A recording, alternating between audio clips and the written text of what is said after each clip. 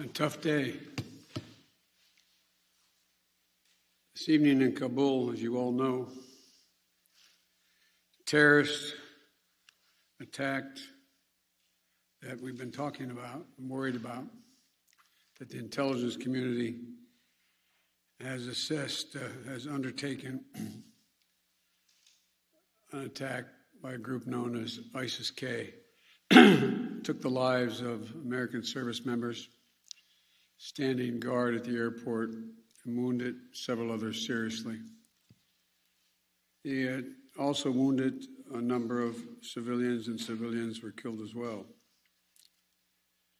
I've been engaged all day in constant contact with the military commanders here in Washington and the Pentagon, as well as in Afghanistan and Doha. And my commanders here in Washington in the field have been on this with great detail, and you've had a chance to speak to some so far.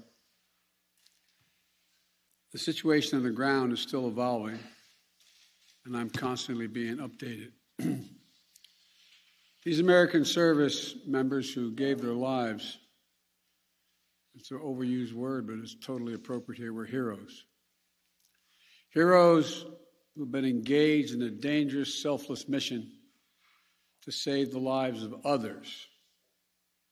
They're a part of an airlift, an evacuation effort unlike any seen in history, with more than 100,000 American citizens, American partners, Afghans who helped us, and others taken to safety in the last 11 days.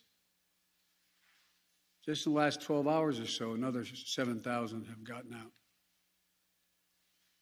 They were part of the bravest, most capable, the most selfless military on the face of the earth. And they're part of simply what I call the backbone of America. They're the spine of America, the best the country has to offer. Jill and I, our hearts ache, like I'm sure all of you do as well, for all those Afghan families who lost loved ones, including small children, or been wounded in this vicious attack. And we're outraged as well as heartbroken. Being the father of an Army major who served for a year in Iraq, and before that was in Kosovo as a U.S. attorney for the better part of 6 months in the middle of a war. When he came home after a year in Iraq, was diagnosed, like many, many coming home, with an aggressive and lethal cancer of the brain. We lost. We have some sense, like many of you do, what the families of these brave heroes are feeling today. You get this feeling like you're being sucked into a black hole in the middle of your chest. There's no way out. My heart aches for you. But I know this. We have a continuing obligation, a sacred obligation to all of you, the families of those heroes. That obligation is not temporary, it lasts forever. The lives we lost today were lives given in the service of liberty, the service of security, and the service of others, in the service of America. Like their fellow brothers and sisters in arms who died defending our vision and our values in the struggle against terrorism.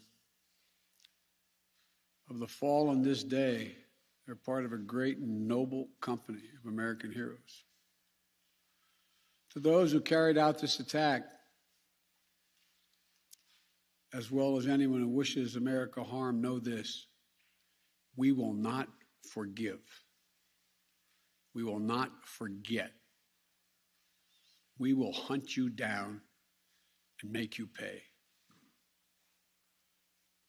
I will defend our interests and our people with every measure at my command. Over the past few weeks, I know many of you are probably tired of hearing me say it. We've been made aware by our intelligence community that the ISIS-K, an arch enemy of the Taliban, people who were freed when both those prisons were opened, has been planning a complex set of attacks on the United States personnel and others. This is why, from the outset, I've repeatedly said this mission was extraordinarily dangerous, and on why I've been so determined to limit the duration of this mission. As General McKenzie said, this is why our mission was designed, this is the way it was designed to operate. Operating under severe stress and attack. We've known that from the beginning. And as I've been in constant contact with our senior military leaders, and I mean constant, round the clock, and our commanders on the ground and throughout the day, they made it clear that we can and we must complete this mission, and we will. And that's what I've ordered them to do. We will not be deterred by terrorists. We will not let them stop our mission. We will continue the evacuation. I've also ordered my commanders to develop operational plans to strike ISIS-K assets, leadership, and facilities. We will respond with force and precision at our time, at the place we choose, in the moment of our choosing. Here's what you need to know. These ISIS terrorists will not win. We will rescue the Americans who are there. We will get our Afghan allies out, and our mission will go on.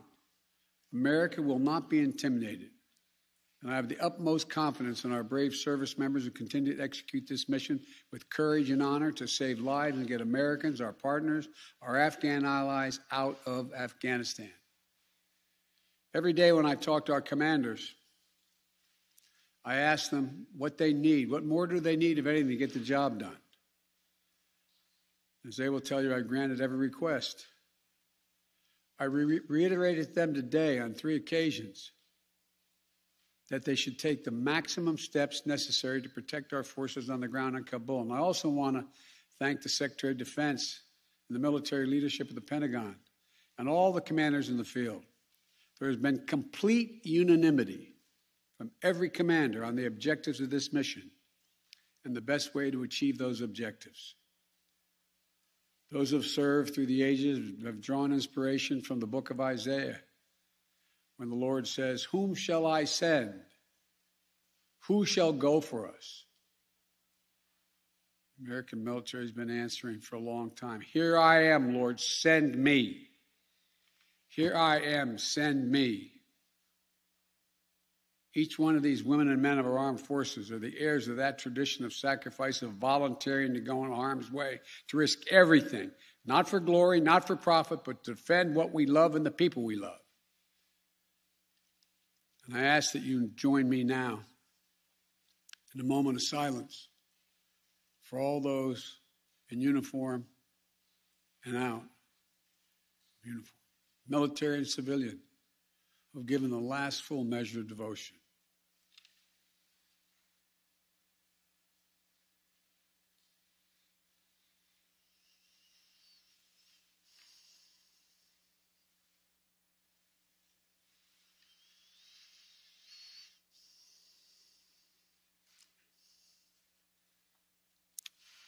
Thank you.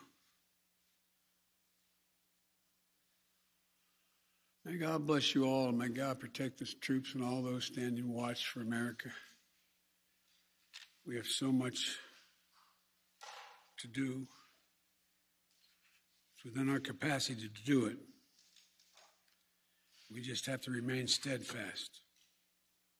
Steadfast. We will complete our mission, and we will continue after our troops have withdrawn to find means by which we can find any American who wishes to get out of Afghanistan. We will find them and we will get them out. Ladies and gentlemen, they gave me a list here. The first person I was instructed to call on was Kelly O'Donnell of NBC.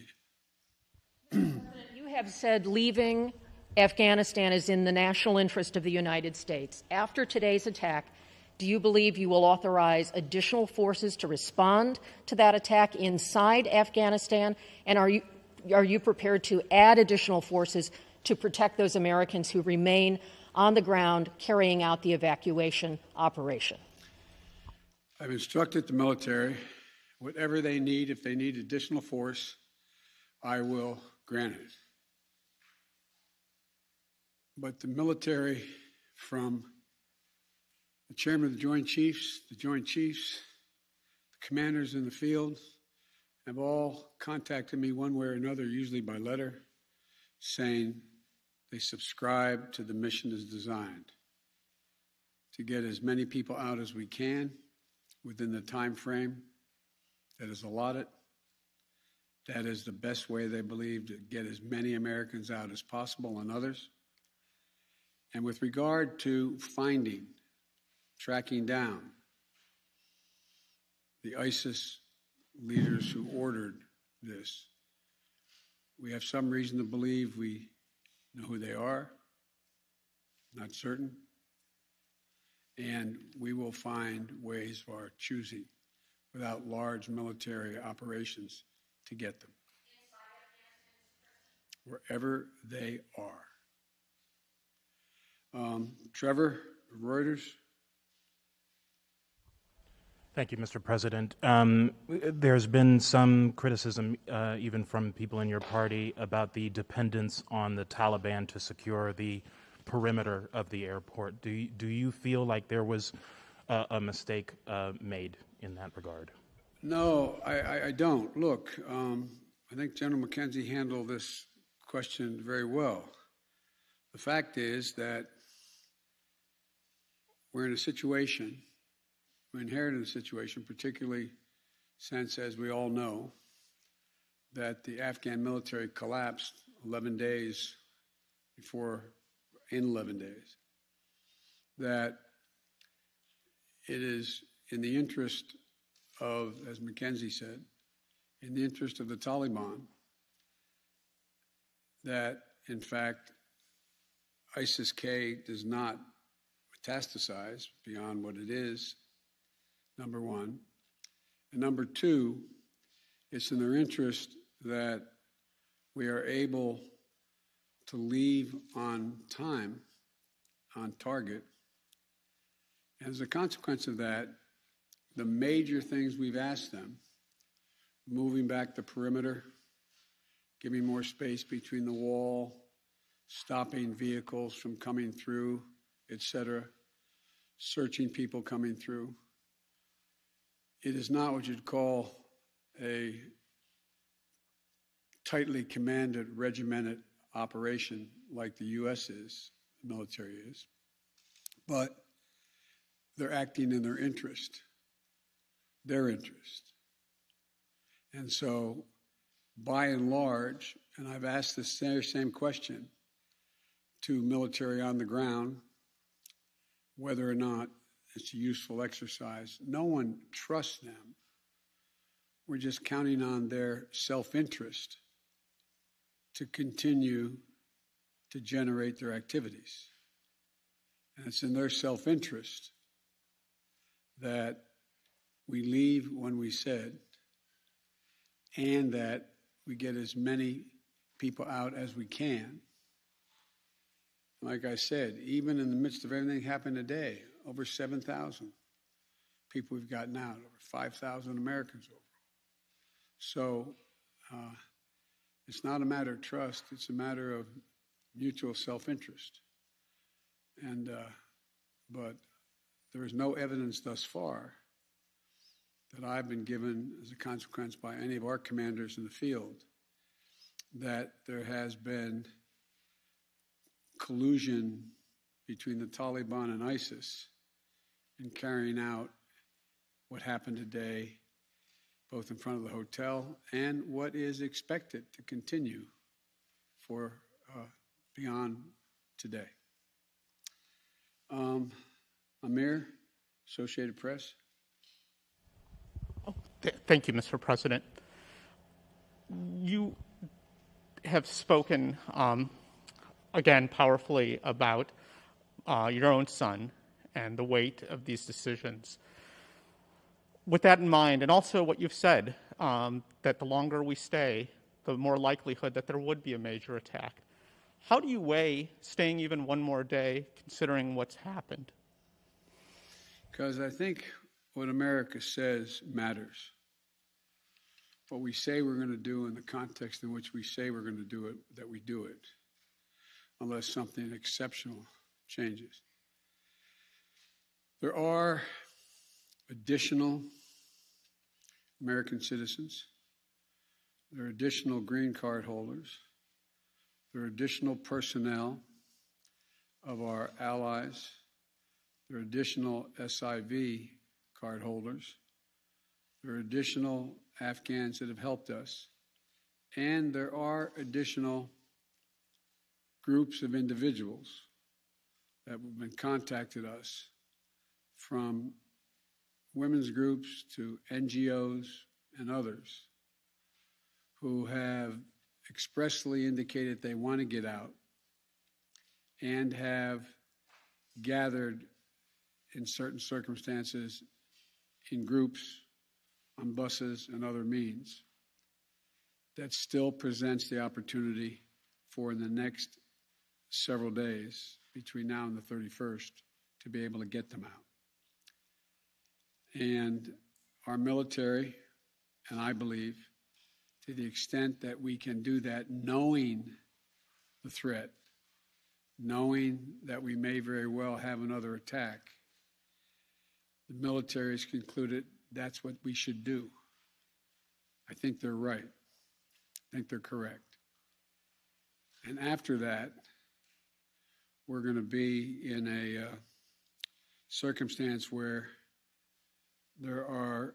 will be, I believe, numerous opportunities to continue to provide access for additional persons to get out of Afghanistan, either through means that we provide and or are provided through in cooperation with the Taliban. They're not good guys, the Taliban. I'm not suggesting that at all. But they have keen interest. As many of you have been reporting, they very much would like to figure out how to keep the airport open. They don't have the capacity to do it. They very much are trying to figure out whether or not they can maintain what is the portion of an economy that has become not robust, but fundamentally different than it had been. And so there's a lot of reasons why they have reached out, not just to us, but to others, as to why it would be continued in their interest to get more of the personnel we want to get out. We can locate them. Now, there's not many left that we can assess that want to come out. There's some Americans we've identified, we've contacted the vast majority of them, not all of them, who don't want to leave because they're dual nationals, they have extended families, etc. And there's others who are looking for the time. So that's why we continue. I'll take a few more questions, but you, sir. I wanted to ask you, okay. You say that what America says matters. What do you say to the Afghans who helped troops who may not be able to get out by August 31st? I say we're going to continue to try to get you out. It matters. Look, I know of no conflict, as a student of history, no conflict where when a war was ending, one side was able to guarantee that everyone they wanted to be extracted from that country would get out. And think about it, folks. I think it's important. I know the American people get this in their gut. There are, I would argue, millions of Afghani citizens who are not Taliban, who did not actively cooperate with us as SIVs, who, if given a chance, they'd be on board a plane tomorrow. It sounds ridiculous, but the vast majority of people in communities like that want to come to America, given a choice. So getting every single person out can't be guaranteed by anybody, because there's a determination all who wants to get out as well. At any rate, it's a process. I was really pointing to you, but you, sir. Thank you, Mr. President. There are reports that U.S. officials provided the Taliban with names of Americans and Afghan officials to evacuate. Were you aware of that? Did that happen? And then, sir, did you personally reject a recommendation to hold or to recapture Bagram Air Force Base? Here's what I've done. Let's answer the last question first. On the tactical questions of how to conduct an evacuation or a war, I gather up all the major military personnel that are in Afghanistan, the commanders, as well as the Pentagon. And I ask for their best military judgment. What would be the most efficient way to accomplish the mission? They concluded, the military, that Bagram was not much value added, that it was much wiser to focus on Kabul. And so I followed that recommendation. With regard to, there are certain circumstances where we've gotten information, and quite frankly, sometimes from some of you, saying you know of such and such a group of people are trying to get out, they're on a bus, they're moving from other people. And this is their location. And there have been occasions when our military has contacted their military counterparts in the Taliban and said, this, for example, this bus is coming through with X number of people on it, made up of the following group of people. We want you to let that bus or that group through. So yes, there have been occasions like that. And to the best of my knowledge, in those cases, the bulk of that has occurred, they've been let through. But I can't tell you with any certitude that there's actually been a list of names. I know there may have been, but I know of no circumstance. It doesn't mean it didn't exist. That here's the names of 12 people, they're coming, let them through. It could very well have happened. I'll take one more question. Wait. Let me take the one question from the most interesting guy that I know in the press. That's you. Mr. President, there had not been a U.S. service member killed in combat in Afghanistan since February of 2020. You set a deadline, you pulled troops out, you sent troops back in, and now 12 Marines are dead. You said the buck stops with you. Do you bear any responsibility for the way that things have unfolded in the last 2 weeks? I bear responsibility for fundamentally all that's happened of late. But here's the deal. You know, I wish you'd one day say these things. You know as well as I do that the former president made a deal with the Taliban that he would get all American forces out of Afghanistan by May 1. In return, the commitment was made, and that was a year before. In return, he was given a commitment that the Taliban would continue to attack others, but would not attack any American forces. Remember that? I'm being serious. No, I'm asking you a question. Because before... No, wait a minute. I'm asking you a question. Is that accurate, the best of your knowledge? What? I don't think that the issue is, do you think that people have an issue with pulling out of Afghanistan or just the way that things have happened? I think they have an issue that people are likely to get hurt. Some, as we've seen, have gotten killed, and that it is messy. The reason why, whether my friend will acknowledge it always reported it. The reason why there were no attacks on Americans, as you said, from the date until I came into office, was because the commitment was made by President Trump, I will be out by May 1st. In the meantime, you agree not to attack any Americans. That was the deal. That's why no American was attacked. A few days ago, you said you squarely stand by your decision to pull out. Yes, I do, because look at it this way, folks, and I have another meeting for real. But imagine where we'd be if I had indicated on May the 1st I was not going to renegotiate an evacuation date. We were going to stay there. I'd have only one alternative: pour thousands of more troops back into Afghanistan to fight a war that we had already won relative to why the reason we went in the first place. I have never been of the view that we should be sacrificing American lives to try to establish a democratic government in Afghanistan, a country that has never once in its entire history been a united country and is made up, I don't mean this in a derogatory, made up of different tribes who have never, ever, ever gotten along with one another.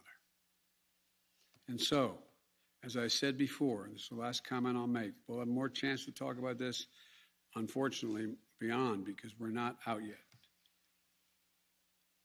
If Osama bin Laden, as well as al-Qaeda, had chosen to launch an attack when they left Saudi Arabia out of Yemen, would we have ever gone to Afghanistan? Even though the Taliban completely controlled Afghanistan at the time, would we have ever gone? I know it's not fair to ask you questions, it's rhetorical, but raise your hand if you think we should have gone and given up thousands of lives and tens of thousands of wounded. Our interest in going was to prevent al-Qaeda from reemerging, first to get bin Laden, wipe out al-Qaeda in Afghanistan, prevent that from happening again. As I've said 100 times, terrorism is metastasized around the world. We have greater threats coming out of other countries, a heck of a lot closer to the United States. We don't have military encampments there. We don't keep people there. We have over-the-horizon capability to keep them from going after us. Ladies and gentlemen, it was time to end a 20-year war. Thank you so much.